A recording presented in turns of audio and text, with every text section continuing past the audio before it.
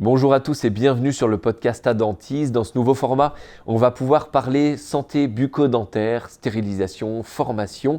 On part à la rencontre de personnalités du monde dentaire qui nous inspirent. Et aujourd'hui, on a la chance de recevoir le docteur Corinne Baloche. Bonjour docteur. Bonjour, merci pour votre invitation. Alors docteur, vous avez une belle expérience dans la formation professionnelle. Ça fait des années que vous faites ça, vous allez nous en parler. Mais j'aimerais d'abord qu'on puisse revenir un peu sur votre parcours. Parce qu'en découvrant votre parcours, on a découvert un parcours très atypique, non linéaire. Et dans cet environnement des assistantes dentaires, on a l'habitude aussi, c'est vrai, de voir des parcours qui changent. Quel est le vôtre ? Alors moi, ma formation initiale, je suis médecin, donc médecin généraliste, et j'ai épousé un chirurgien dentiste. Donc du coup, j'ai eu un peu de connaissances de ce milieu. Je connaissais bien sûr son métier, je connaissais le métier des assistantes dentaires, etc. Et leurs problématiques aussi, et notamment, on y reviendra, en hygiène et en stérilisation avec l'arrivée des nouvelles normes. Mais en fait, pendant mes études, donc pendant mon internat notamment, j'avais déjà été sollicitée pour faire des actions de formation auprès des infirmières, auprès des étudiants, etc. J'avais trouvé ça assez sympa, mais c'était pas, à la base, c'était pas quelque chose que j'envisageais à long terme. Vous destiniez quand même à être médecin, ce que vous êtes devenu d'ailleurs. Oui, exactement. Je me destinais à ma formation initiale, donc médecin. Et puis, c'est vrai que ce que je vous disais, comme j'ai épousé mon chirurgien dentiste, oui, de mari, j'ai épousé... C'était d'abord votre chirurgien dentiste ou d'abord votre mari ? Non, ça a été mon mari et c'est devenu mon chirurgien dentiste. Et donc, du coup, voilà, j'ai eu connaissance de ce milieu. Il y a quand même des similitudes entre le milieu médical et le milieu dentaire. Ils sont quand même relativement proches. Hein. On a toujours les mêmes choses. Du coup, c'est un petit peu, on va dire naturellement, que ce milieu, je me suis un petit peu intéressée à ce milieu. Et ce qui fait que quand j'ai été sollicitée, pour faire de la formation auprès, alors au départ c'était plus pour des secrétaires médicales d'ailleurs, et du coup les assistantes dentaires par formation et santé. En fait, j'avais cette petite expérience à la fac. J'ai dit pourquoi pas, les nouveaux challenges. Et puis, il y avait deux choses que je trouvais assez sympas, c'est que je gardais le côté service. Quand on est médecin, quand on est professionnel de santé, on a cette culture du service. Donc, le fait de passer à la formation, donc pour moi, c'était, je restais dans cette notion. Et puis, je passais de l'autre côté du miroir. Oui, des années à suivre des formations, là, hop, je passais. Donc voilà, tout était réuni pour que je dise, allez, je me lance dans la formation et je regrette absolument. On peut dire que vous avez eu un peu un coup de cœur sur... Un coup de cœur, vous avez découvert un peu une vocation, celle de transmettre. Ouais. Du coup, vous faites vos études de médecine, vous devenez médecin, commencez par faire un petit peu de formation auprès de secrétaire médical. Vous disiez dans le groupe Novétudes, formation et santé. Formation et santé, je rappelle aussi pour... les auditeurs, ceux qui nous suivent, c'est le groupe qui héberge la marque Adentis et donc ce podcast. Et de fil en aiguille, vous vous spécialisez dans la formation dentaire, c'est ça ? Alors, j'interviens dans la formation d'assistante dentaire. Alors, c'est le risque infectieux qui est apparu un petit peu logiquement, on va dire, déjà de par ma profession initiale. Et puis moi, pendant mes études, pendant mon exercice, j'ai assisté à l'émergence du sida, du prion, les scandales comme le scandale de la clinique du sport, etc., qui ont complètement remodelé les normes d'hygiène. Donc j'ai été sensibilisée dès le départ à cette problématique. Il y avait des sujets brûlants en fait. Oui, voilà, il y avait des sujets brûlants, etc. Donc du coup, franchement, très logiquement, c'est le risque infectieux qui s'est imposé. Et donc du coup, alors j'ai été formée par un consultant qui était Monsieur Donjon, je me souviens, qui était consultant auprès des hôpitaux justement pour l'organisation des nouvelles normes, etc. en hygiène. Et puis j'ai eu l'opportunité, grâce à Formation et Santé et Novétudes, de me spécialiser et de suivre le DU de stérilisation des dispositifs médicaux. Donc vraiment de compléter mes compétences en hygiène et en stérilisation. On va se reparler un petit peu après là, justement de la formation, parce qu'au-delà des contenus, au-delà de cette spécialité, vous avez vraiment une appétence, un appel particulier pour la formation. Et c'est aussi assez intéressant de pouvoir en parler, comment on transmet, etc. Juste avant, sur la partie justement stérilisation, risque infectieux, c'est un domaine qui a beaucoup évolué depuis que vous avez commencé votre carrière. Vous parliez un peu de ces grands enjeux brûlants, parfois terribles. Après, il y avait quelques scandales, etc. Où on en est aujourd'hui dans ce domaine? Alors, la grande bascule de l'hygiène et la stérilisation, c'est fin des années 90, justement avec l'arrivée du prion, maladie de Creutzfeldt-Jakob, etc., où les normes ont été vraiment établies, validées, etc. Et en chirurgie dentaire, parce que du coup on va se remettre un petit peu dans le contexte, elles ont été appliquées directement dès le départ. Et à l'heure actuelle, les normes qui datent, on va dire le guide des bonnes pratiques chirurgie dentaire, c'est 2006, il est toujours d'actualité. Par contre, on a approfondi et surtout on a tracé un petit peu la formation dans le sens où on s'est quand même aperçu que la stérilisation, ce n'est pas uniquement de passer dans un autoclave, c'est un certain nombre de gestuels, d'éléments à faire, réalisés en l'occurrence par les assistantes dentaires. Donc du coup, c'est devenu vraiment un enjeu où les assistantes, la formation en elle-même, elle doit être vraiment maîtrisée. C'est-à-dire qu'on va, c'est pas parce que vous avez tout l'équipement nécessaire si vous ne le gérez pas correctement. Donc c'est vraiment devenu un enjeu, y compris, alors bien sûr à l'hôpital depuis des années, mais en cabinet depuis pas mal d'années. C'est là où on peut faire un peu le lien avec justement la formation et cette faculté que vous avez à transmettre, à emmener un peu vos étudiants, parce que au-delà d'un protocole et d'un matériel qui s'impose, il y a quand même une culture autour de cette prise de conscience du risque infectieux, de la stérilisation à transmettre. Et ça ne se transmet pas seulement avec des process, quoi. C'est un peu ce que vous disiez en préparant le podcast. Oui, c'est ça. C'est pas uniquement des process, c'est pas uniquement ça. Je pense que c'est vraiment une prise de conscience de chaque geste, de l'importance de chaque geste. C'est de donner du sens, expliquer le pourquoi du comment, c'est avoir les tenants et les aboutissants. Et pas uniquement faire des gestes répétitifs. Quand on passe sur l'automatique, très très rapidement, il peut survenir des erreurs, où on peut faire des raccourcis, etc. Surtout que c'est effectivement l'hygiène, quel que soit d'ailleurs le moyen de prévention, que ce soit pour nettoyer les locaux, le fauteuil, pour la stérilisation, etc., c'est très chronophage. Et donc du coup, on a tendance à faire avec le temps qu'on a. Et du coup, si on ne prend pas conscience réellement de l'intérêt de la tâche, de la façon de la faire, et si on n'a pas non plus cette notion de contrôle, parce qu'on fait quelque chose mais on peut ne pas contrôler, en fait on le fait, ok, mais je n'ai pas vérifié si mon objectif était atteint. Et si on n'a pas ça, déjà on le fait mal, c'est souvent le problème.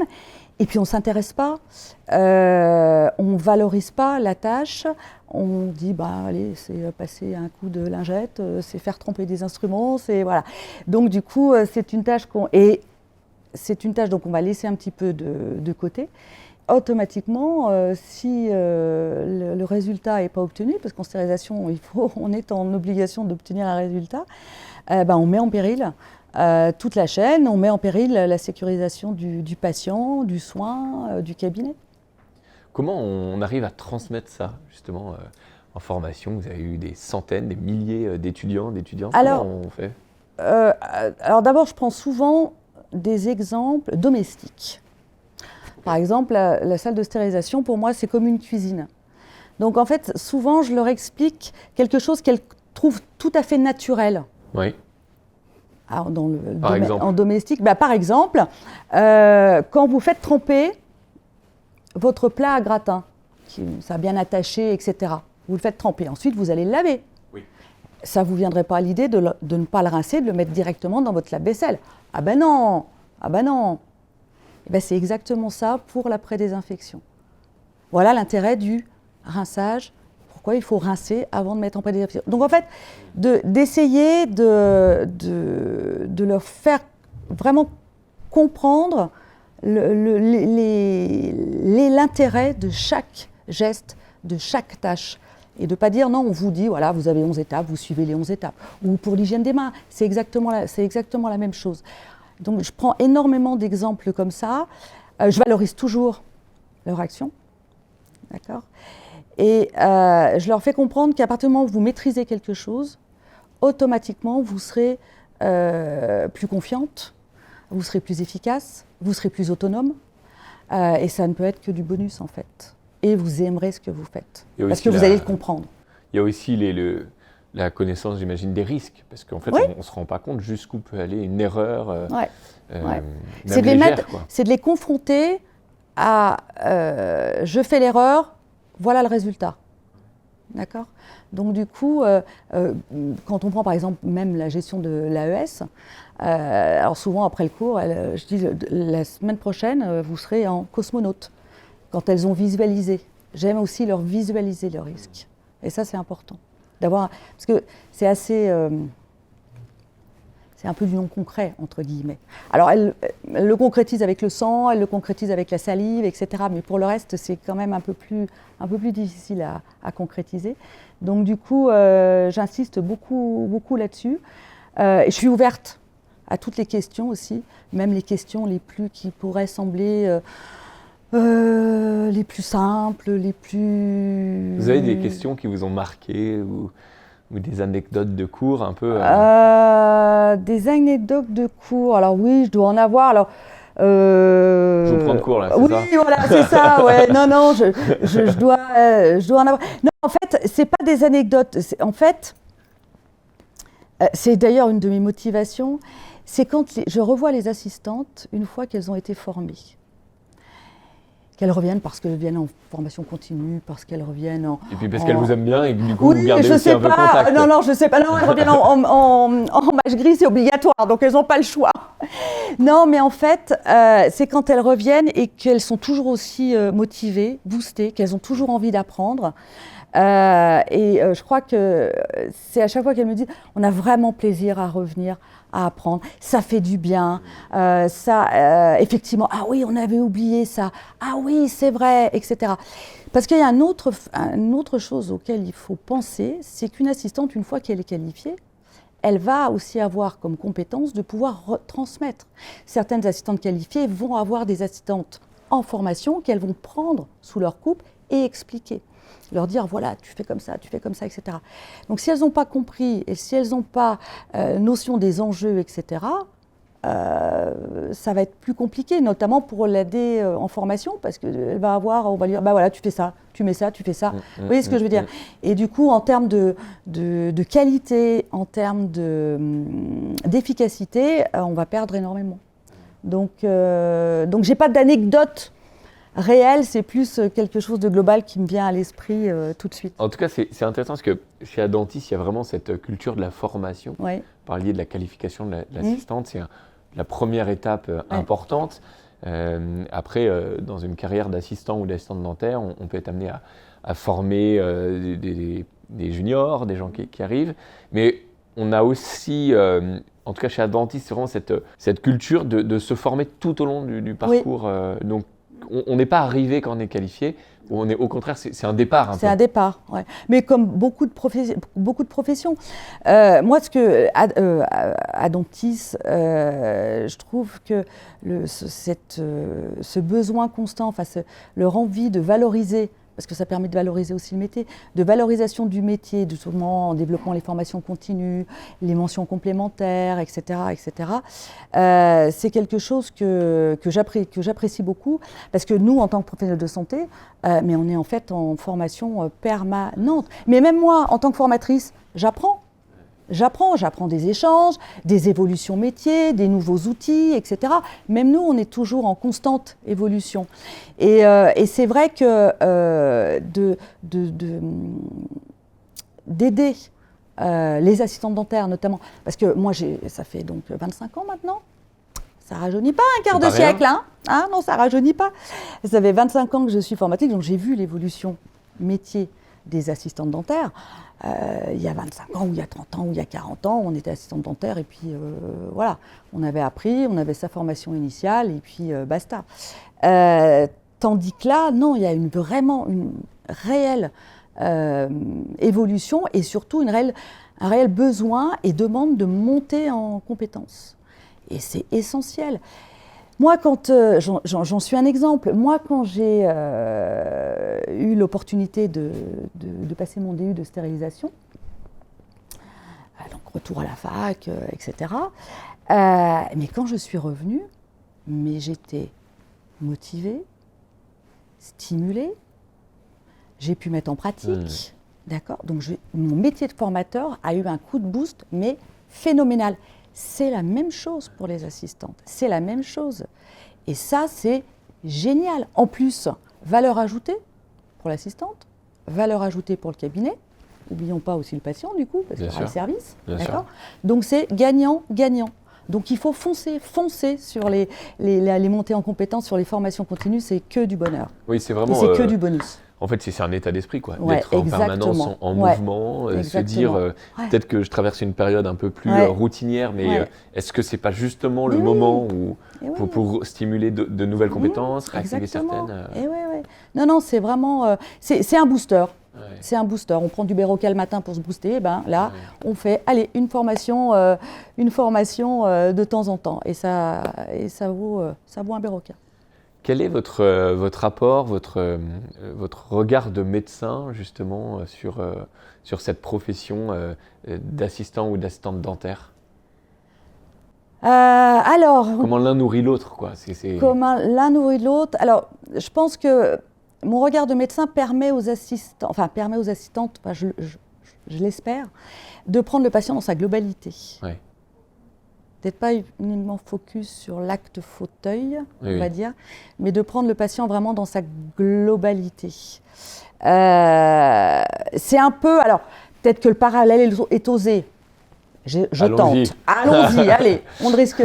Le parallèle est peut-être osé, mais pour moi, une assistante, c'est presque l'équivalent de nos infirmières. Ouais. Parce que l'infirmière, elle rassure, elle fait les premiers gestes, voilà, c'est une aide, donc, alors le parallèle, c'est peut-être tiré par les cheveux, mais je trouve qu'il y a quand même un certain parallèle. Donc moi, le milieu médical, ou on va dire ma partie médicale, moi je pense que ça les aide à prendre vraiment conscience du patient dans sa globalité. Donc du coup, ça permet de peut-être d'améliorer un petit peu l'accueil, pas de l'améliorer, mais de participer à la prise en charge du patient, aussi bien à l'installation qu'à la désinstallation, de mieux comprendre le questionnaire médical, par exemple. Voilà, l'intérêt du questionnaire médical. Donc du coup, de le comprendre aussi, parce que je trouve aussi que dans certaines activités, c'est très désagréable de ne pas comprendre ce que l'on fait, sûr. En fait. D'accord ? Donc voilà, je pense que c'est un petit peu le regard que je peux apporter, le regard médical que je peux apporter aux assistants dentaires. Vous avez 25 ans d'expérience. Ouais. C'est une chance, on a la chance de vous avoir là. Un concentré d'expérience énorme. Docteur Corinne Baloche, qu'est-ce que vous souhaitez à ce secteur pour la suite ? Quelles sont les évolutions que peut-être que vous commencez à voir et que vous voulez encourager, ou au contraire certains risques ou dangers, quoi. Quel est votre regard sur le secteur ? Alors moi, je pense, le regard que j'ai sur le secteur, à cause de mes 25 ans d'évolution, je pense que les assistantes vont être de plus en plus en autonomie. Alors bien sûr, sous la responsabilité, sous la houlette du chirurgien dentiste, mais je trouve que oui, elles vont être de plus en plus en autonomie. Si je prends, alors c'est toujours pareil, je parle de la stérilisation parce que c'est un petit peu mon domaine de prédilection. Elles font tout de A jusqu'à Z. C'est complètement le cas. Et c'est même elles souvent qui apportent l'information dans les cabinets pour dire tiens, il faut qu'on fasse comme ça, etc. Donc je pense que c'est le fait qu'elles deviennent de plus en plus autonomes dans certaines, qu'elles deviennent de plus en plus autonomes sur des tâches qui leur sont dédiées, qui sont dans leur profil. Ça, vous voyez un peu ces choses-là évoluer positivement et dans les années qui arrivent ? Ah oui, pour moi, d'abord, leur formation, elle est complète là-dessus. Et elles ont une formation obligatoire Donc ça veut dire que, notamment pour l'hygiène et la stérilisation, c'est quelque chose qui est suivi, qui est tracé. C'est ce que je disais tout à l'heure, on trace un peu maintenant la formation. Donc je trouve que c'est très très positif. C'est très très positif. Et donc, après, c'est un métier qui... alors, on parle souvent effectivement du côté hygiéniste, etc. Donc on voit bien qu'on est quand même sur un modèle où on va donner de plus en plus de responsabilités aux assistantes. Ça me fait penser à ce qu'on appelle, nous, les infirmières avec pratique avancée, ou en médecine, on a fait des super infirmières, etc., où on a délégué, ou aux pharmaciens, comme la vaccination, etc., où on commence à déléguer des actes médicaux, qui à la base étaient des actes médicaux, à d'autres professionnels de santé. Les assistantes sont devenues professionnelles de santé, donc elles font partie intégrante de ce système. Donc, je pense qu'on va effectivement peut-être petit à petit leur octroyer une activité. C'est vrai en tout cas qu'on entend qu'il y a une vraie volonté on en parle souvent dans ce podcast, de la loi, de faire évoluer un petit peu le scope, le périmètre de l'assistante dentaire. Alors évidemment on a tous en tête les métiers d'hygiéniste qu'il y a dans d'autres pays, même si l'assistante dentaire à la française sera probablement différente. Mais ce qui est génial, c'est que il y a une dynamique. Il y a une dynamique qui est déjà là. Il y a une dynamique qui est déjà là. Se former et monter en compétences, en puissance, c'est déjà possible sans attendre l'évolution du périmètre. Oui, mais c'est vrai que là, on a vraiment quand même une nette augmentation quand même du nombre d'assistants dentaire. Alors c'est vrai qu'on a tendance à dire encore assistante, même si le masculin normalement l'emporte sur le féminin. Donc maintenant il faut dire assistant dentaire et ça prendra aussi bien les femmes que les hommes. Voilà, mais oui, il y a et ça j'adore. C'est vraiment, c'est très sympa d'avoir aussi les hommes en tant qu'assistants dentaires. Ils ont ils peuvent avoir un autre positionnement. Le travail d'équipe peut être apaisé, etc. Non, c'est très sympa. En tout cas. Que vous soyez assistant ou assistante dentaire, il y a toujours cette possibilité de se former.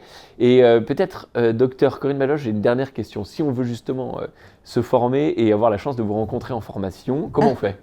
Alors, rien de plus simple. Vous avez la plateforme Adentis qui va vous proposer tout un panel de formations, d'accord, dont la formation mise à jour du risque infectieux obligatoire, donc on sera peut-être amené à se rencontrer. Qu'il faut choisir pour vous rencontrer. Oui, voilà, c'est celle-ci. Mais il y en a plein d'autres, donc n'hésitez pas, d'accord. Okay. Je vous dis, foncez sur les montées en compétences sur les formations, c'est toujours un plus. En plus, vous échangez, vous voyez d'autres collègues, vous vous rendez compte que vous avez aussi un petit peu les mêmes problématiques. Et puis je vous dis, c'est forcément une valeur ajoutée pour vous, pour le cabinet, pour le patient. Merci beaucoup, docteur Corinne Baloche. Merci d'avoir été notre invité, d'avoir partagé vos 25 ans d'expérience. Ouais. Je voulais également remercier toutes celles et ceux qui nous suivent. Merci à tous d'être là. Merci pour votre fidélité. Dans ce podcast Adentis, on reçoit des personnalités du monde dentaire. Et comme le disait le docteur Corinne Baloche, vous pouvez vous connecter sur adentis.fr. Sur ce site internet, je vous rappelle que vous pouvez retrouver des masterclass, des podcasts et un certain nombre de formations. Mais si vous voulez, vous pouvez également nous suivre sur nos réseaux sociaux, LinkedIn, Facebook, Instagram, TikTok et évidemment YouTube. Et moi, je vous dis à très bientôt.